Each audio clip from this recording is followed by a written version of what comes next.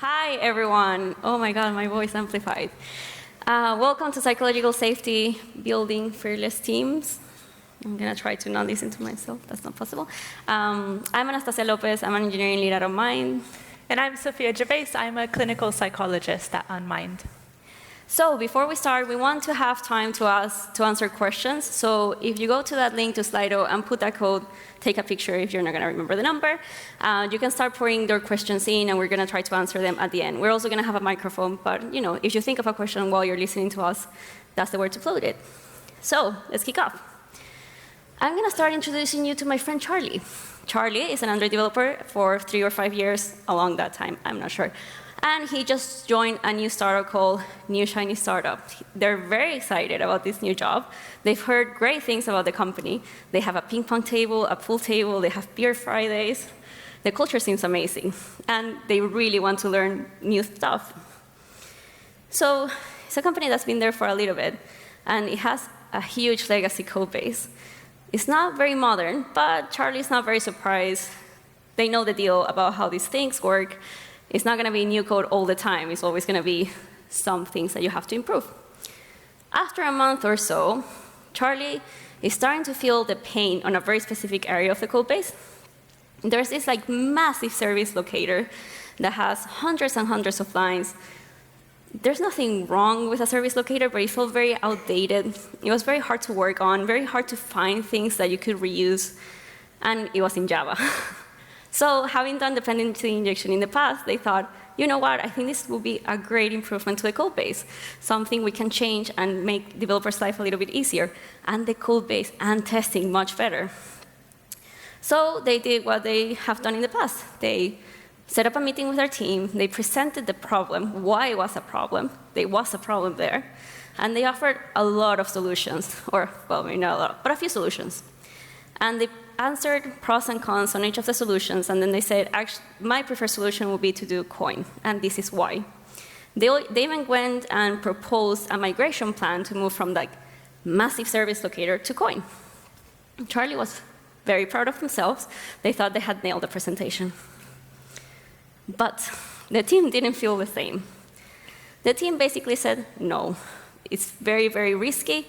We cannot take any risk because we're going to introduce more bugs, and it's going to have crashes, and what about the user's experience? You're not thinking long-term. You're not thinking about scalability. You're not thinking Charlie.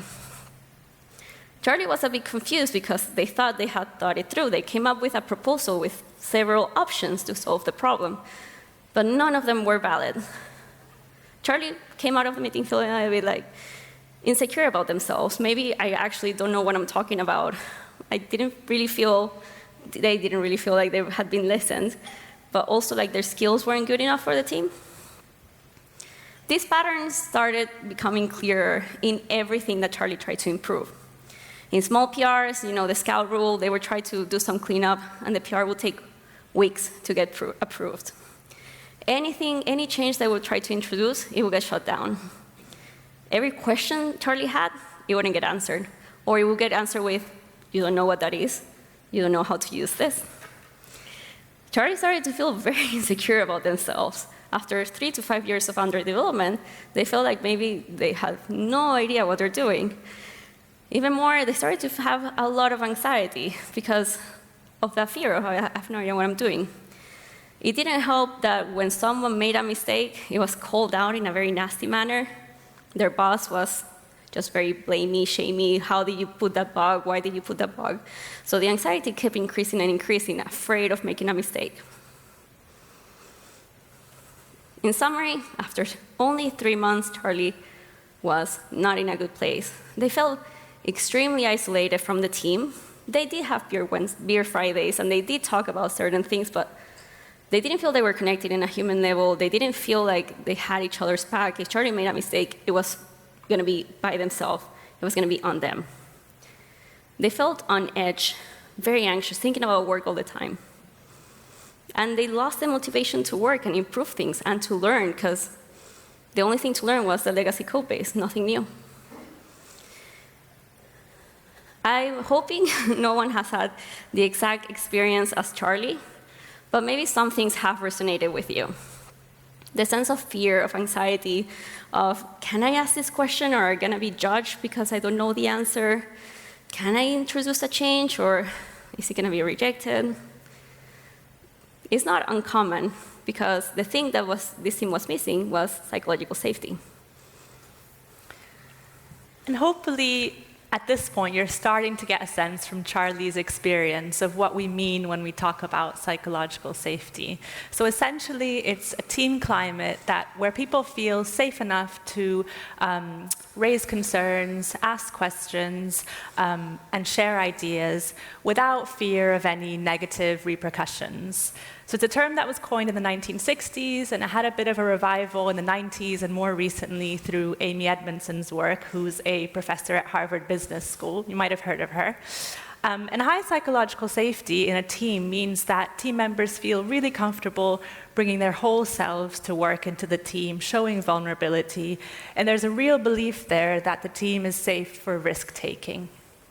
And that means that team members feel able to focus on learning, problem-solving, creativity, rather than self-protection.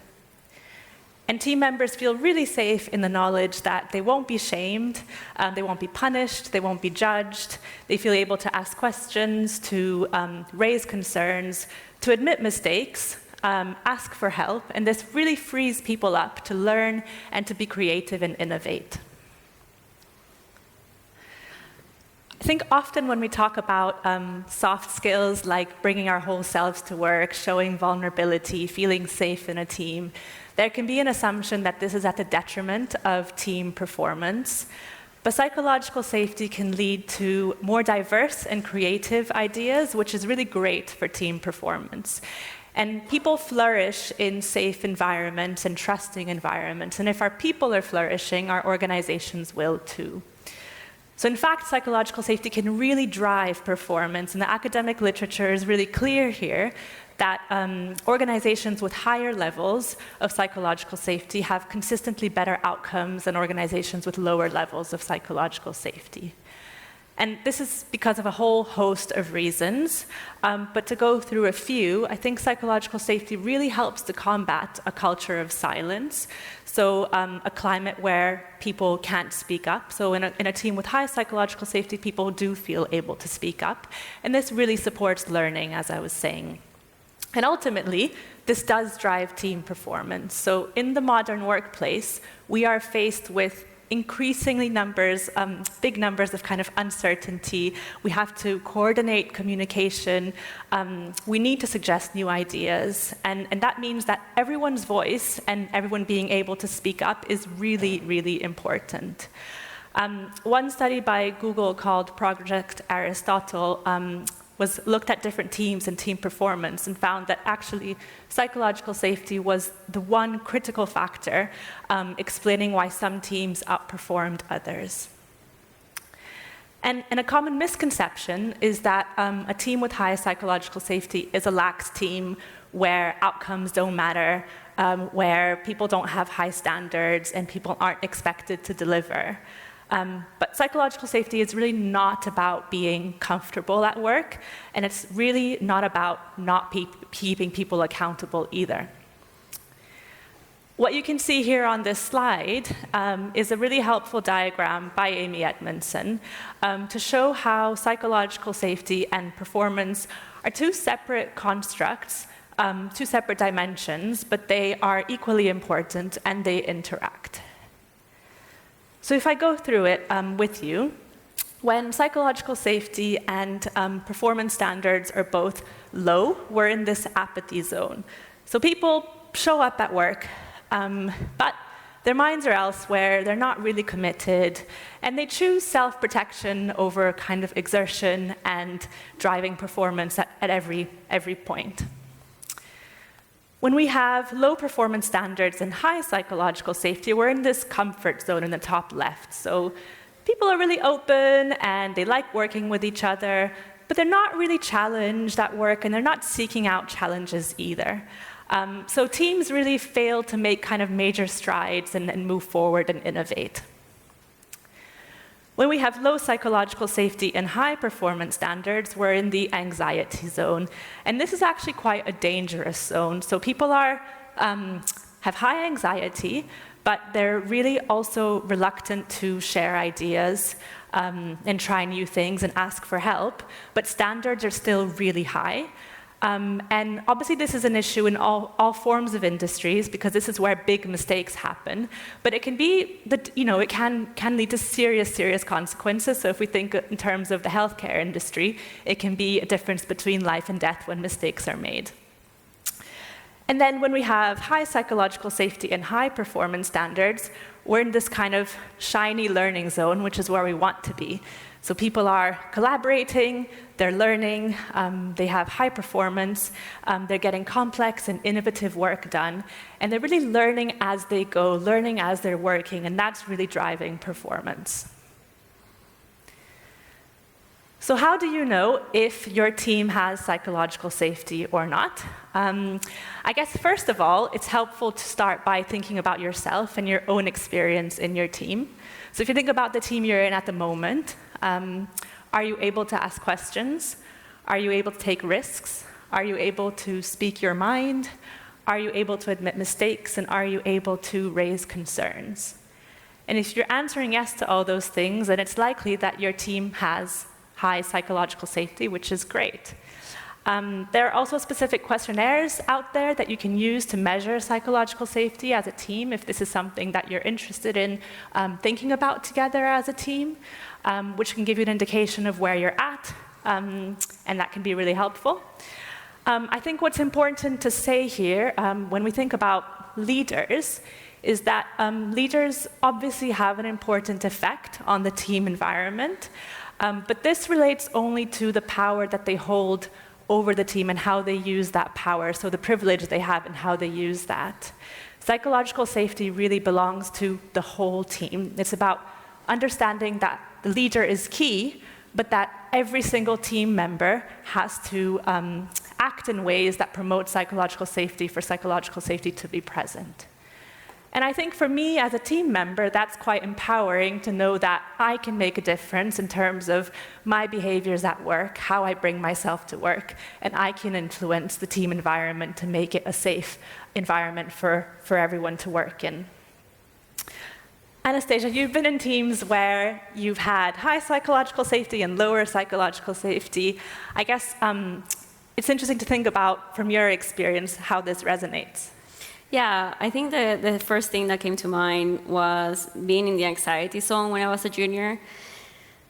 I made a mistake, I saw it, and I was terrified of telling my boss because I knew the repercussions were going to be what seemed at that time catastrophic. They were going to tell me off, they were going to have a one-on-one with me, they were going to give me negative feedback, they were going to tell the team, they were going to tell the engineering team. It just felt like the end of the world for me. And it was very stressful. It was constantly anxious. But in another team where there's not a lot of psychological safety, but the standards are not that high, just being not caring. I don't care about my work. I'm there to do the bare minimum because if I speak out, if I ask a question, it's not going to get listened to, so why bother? I'm just going to do the bare minimum and continue. And on the opposite side, on the good side, I've been in teams where we have the psychological safety.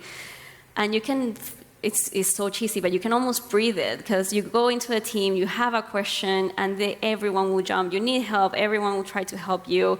PRs are not something to be terrified of, as I used to be, but something to be celebrated. People comment on it, and they cheer you when you found an innovative solution to a problem. So yeah, it's very interesting to reflect back on all those teams now that I've learned about psychological safety and be like, that one didn't have it, this one did, this one almost had it, and things like that. Another thing that came to mind was around measuring the psychological safety. I love data, I absolutely love data, and I like seeing graphs. So being able to measure the psychological safety on a team, I found it really impactful. And in my experience, it's always a gray area. It's not like you have 0% psychological safety or you have 100% psychological safety. There's always going to be a middle ground, usually, in a good team, and seeing what the areas that you can do to improve is really empowering for me.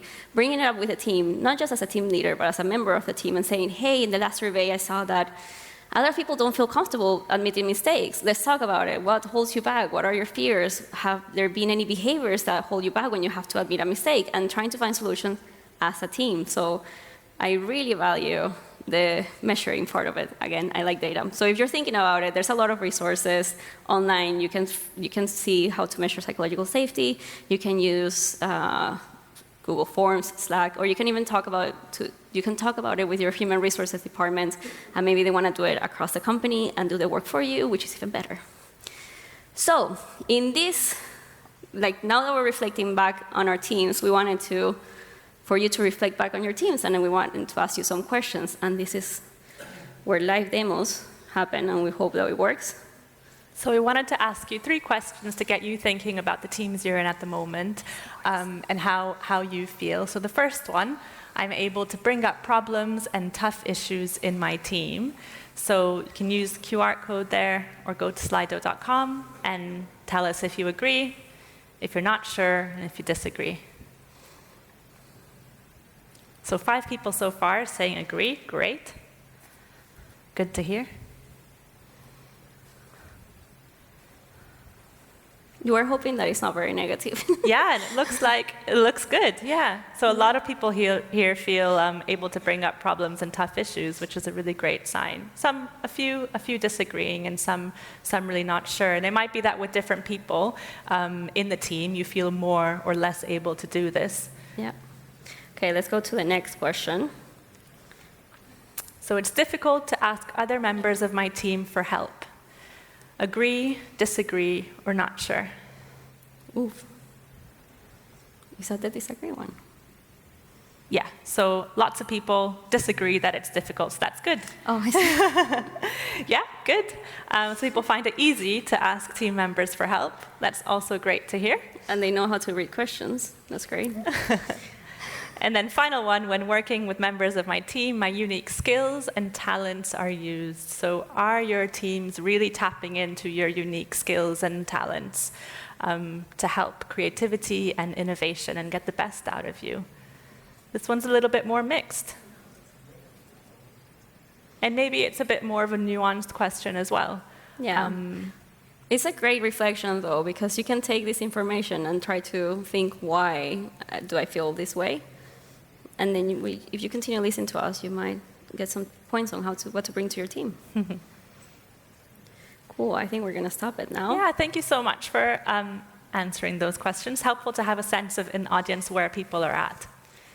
So how do we create psychological safety in teams? And we're going to start with leaders. And when I mean leaders, I'm not talking about engineering managers, tech leads, I'm also talking about seniors. The higher you are, the more impact you're going to have on the team members. You might not realize it, you might just feel exactly the same, but the words that you're going to use, the actions, the behaviors you're going to have are going to be much more impactful to especially junior members of your team. So leaders, let's start with active listening. It's one of the key aspects to become a really good listener and a good leader. Focusing your full attention to the person talking to you. And that means not trying to solutionize immediately what they're saying, not jumping in and thinking of an anecdote that you can also chip in, just putting your whole attention in the individual and what they're saying. It is tough because we do have a tendency to get distracted and want to participate in the conversation, but it's about them, it's not about you. And you can show that you're listening with body gestures, nodding, tell me more, all of these things. This really helps people feel heard. Ask better questions. I read somewhere, I cannot remember, like an article somewhere, probably Medium, that said, the best leaders have the best questions. And that has been like in my PDP for a long time, because I want to be a really good leader and I want to have really good questions. But what makes a good leader, why is it important for a good leader to have questions? Well, it goes back to the previous one. We don't want to automatically solve people's problems. We want to help them figure it out on their own, or kind of debug the problem if necessary, with good questions. If someone asks you, says, I don't want to do this, and you just go, why? It's not very encouraging. It might actually make them feel defensive just asking why like that. So what makes you feel like that? Where did you hear that? Like knowing what questions you need to ask and phrasing those questions is very important. It's going to make you understand what the person is saying. It's going to understand what the problem actually is. And even better yet, you might actually just coach them to solve the problem themselves, which is going to make them feel much more empowered because they had the answers all along. Embrace the messengers. Leadership aims to be accessible and approachable. You want people to come to you with feedback, with suggestions, with new ideas, but especially you want people to come to you when there's something that's really not going well, when there's toxic behaviors or things that are really not acceptable. And it can be very hard when they say, hey, you did this in this meeting, which made me feel like that, because we're humans and we might get defensive, but it's very important that we embrace the messenger and we listen to them because they're uncovering a blind spot that we didn't know. And now we have actually information that can help us improve on that behavior. And then finally, authenticity and transparency. I'll touch on this a little bit later as well, because who doesn't like being authentic? But it is very important to start bringing yourself to work, your authentic self. Being transparent as a leader, I know is very hard. There's like a tightrope of how transparent can I be with the company transparency and what things I can tell to your team. But you can be transparent about yourself, how you're feeling, how you show yourself about work. And how do we create psychological safety for everyone? This applies juniors, mids, seniors, PMs, designers. Doesn't matter what role you have in the team. This can be done by anyone in the team. Again, if you're a senior or a lead, this is going to be more impactful, but if whatever you're in your team, you can start doing these things. There are no stupid questions. I know this is like an easy one, but there's really not stupid questions. If you don't understand something, if you need some clarification, that's completely valid, and each question deserves time and respect to be answered. And you don't want a culture where people are going to be in a meeting like, I am so sorry, I have a question, or I'm so sorry, this is a stupid question. Nah, it's 2022. All questions are valid, and better yet, we want to welcome more questions because questions will lead to better products. Questioning why are we approaching things, why are we doing things like that, are going to lead to better products. And also, if we clarify more, we're going to be more aligned, again, better products, so ask more questions. Mistakes, I cannot read from here. Mistakes are a learning opportunity, not the end of the world. So the story I was saying before, where I felt like I was in the end of the world, is terrifying. I had a 100% crash rate because I forgot to test crash analytics in production, and I just shipped it, and I thought everything was fine, and it crashed for everyone that was using the app. It was terrifying. Now, it wasn't the end of the world. We are, luckily, most of us, not in an extreme industry, so I would say 99.5% of the time, it is not the end of the world. It is a stressful situation. We have a bug in production, there's an incident, you have to jump into a call trying to solutionize the problem. That doesn't mean you have to become suddenly a jerk. You can still be lighthearted and bring humor, jokes into the situation. You can still tackle the problem without having to bring all that stress to the rest of the team. We want to normalize those mistakes because we are all human and we all make mistakes and we've all introduced bugs into production, whether we want to admit it or not. So talking about it and talking it to your team saying, well, today I made a mistake, I just did this and I shipped it into production. Can anyone pair with me and help me out? It's completely normal. Which brings me to be human, my friend, and share your humanity. And from here on, the quotes get cheesier and cheesier. So this goes back to being transparent. Don't be afraid to show up as a human being at work because, newsflash, you are a human being in a team of human beings, in a company of human beings because robots haven't taken over yet. So be that human, bring yourself to work. And as humans, you're going to have really good days where you're super motivated and you're on top of life. And then you're going to have days where the baby cried all night and you haven't slept at all, and you're just very tired. So you're going to be a little bit slower. You might take more breaks. Share it with your team and normalize it. The more you do it, the more other team members are going to do it, and you're going to create that shared empathy within the team. Yep.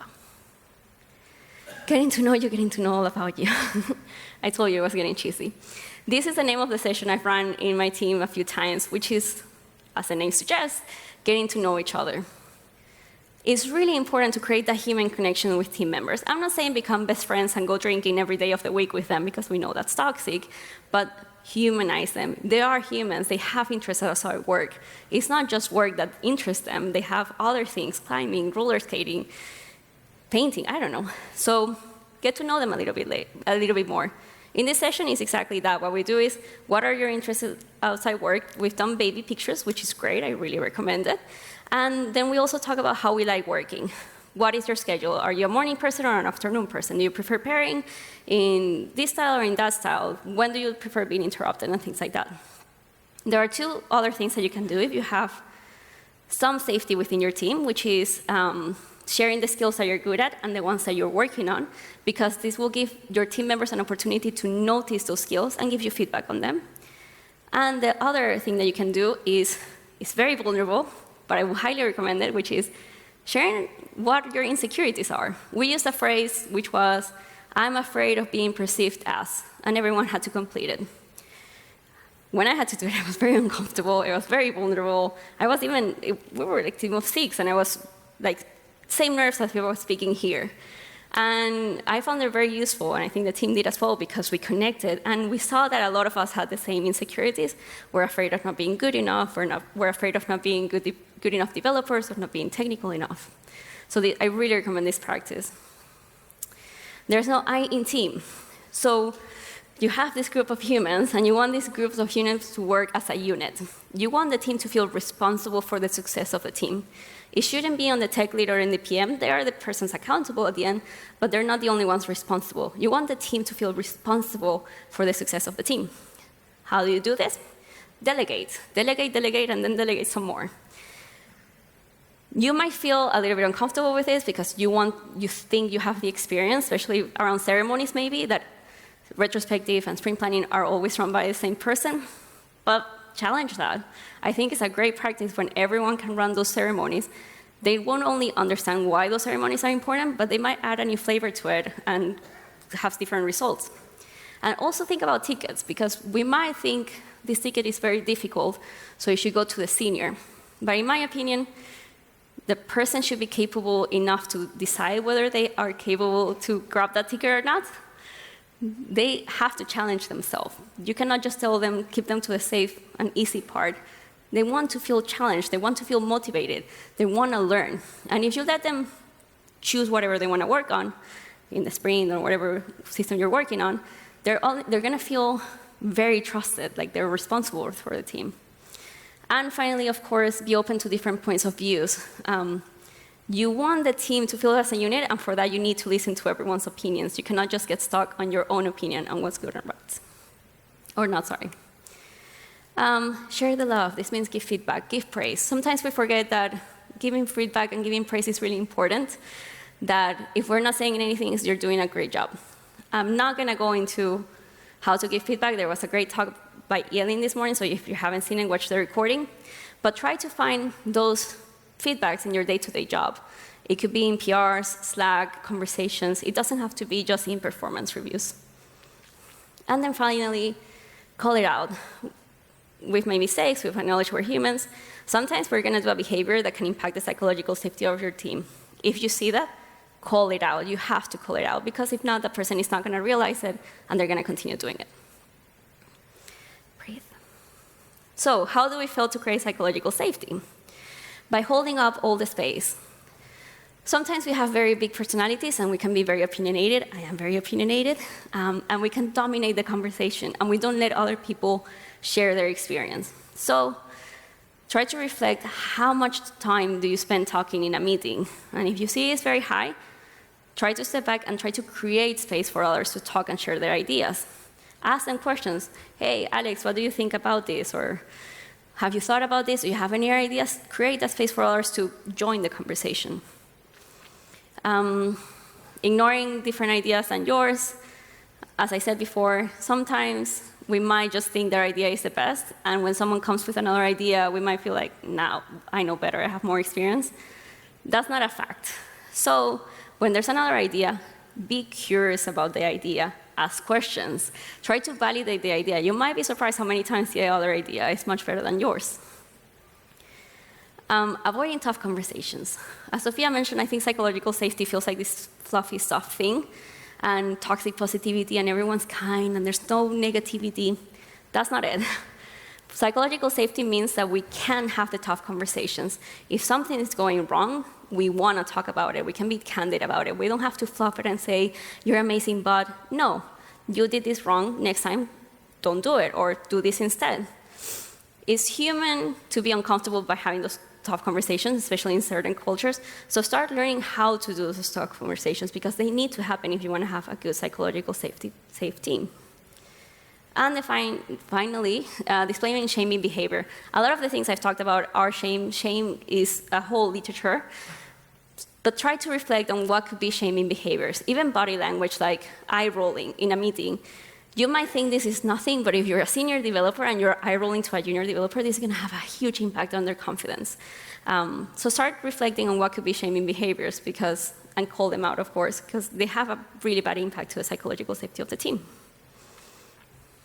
What I would also add before I move on to this slide from what Anastasia was saying, I was just thinking as you were talking, was something about modeling and how we're talking here about individual behaviors that we can have in our teams. But when we adopt those behaviors that promote psychological safety, that has a ripple effect in our team, because we're modeling to others how they can behave as well, and we're showing others that it's okay to do that. And there's certain things that we can do as well to invite others in with us on that kind of, if you want to say, journey of being more psychologically safe. So we might ask, hey, Alex, I'm really curious to hear what you think about in this meeting. And we don't need to be a leader to do that. So moving on, if we can all do it, why is it that oftentimes we're in teams where we don't have it and where psychological safety is not present? I think at the individual level, it's really common for us to have beliefs that get in the way of us behaving in ways that promote psychological safety. So where we might think that it's inappropriate to speak up at work, or that certain things we don't talk about at work. And these beliefs can really hold us back from asking questions and sharing ideas.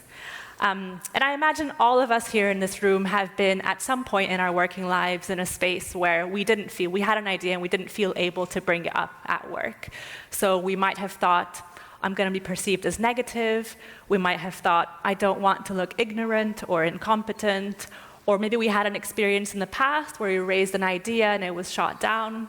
Or maybe we observed a colleague raise something and someone else in the team got defensive. Or you experienced a colleague in a past team raise something and made a mistake, and that had negative repercussions for them. And this is you, and it's likely it is you, because we can all be held back from our beliefs. It's really important to gently challenge that when it comes up. So as humans, we have this bias this cognitive bias where we, I guess, amplify our negative experiences and let those color how we predict the future will be. So if you've had a negative experience in the past, we're likely to predict that will happen again in the future.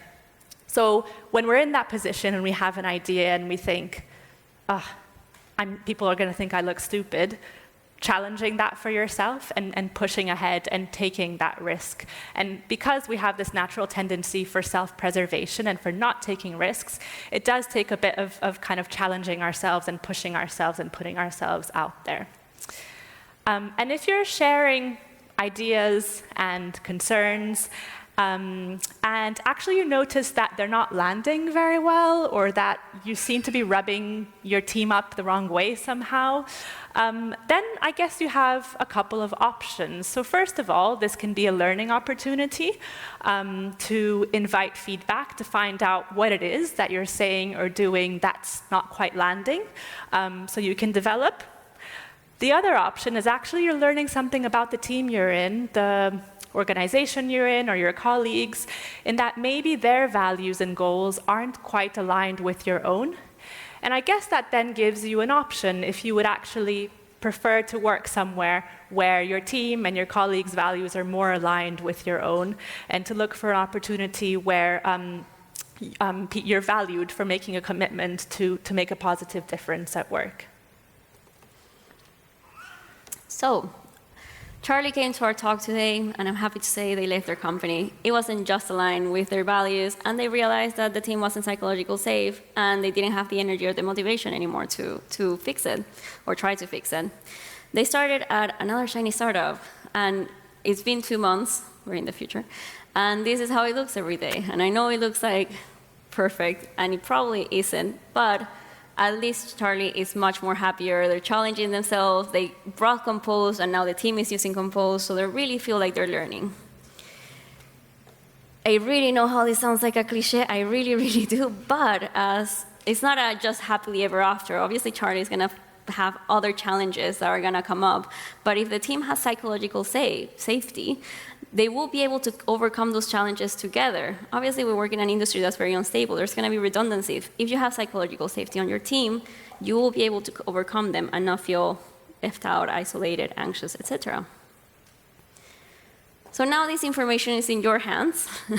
Try to reflect how your team is doing. If there's anything you can change on your behavior so you can come with ideas to your team.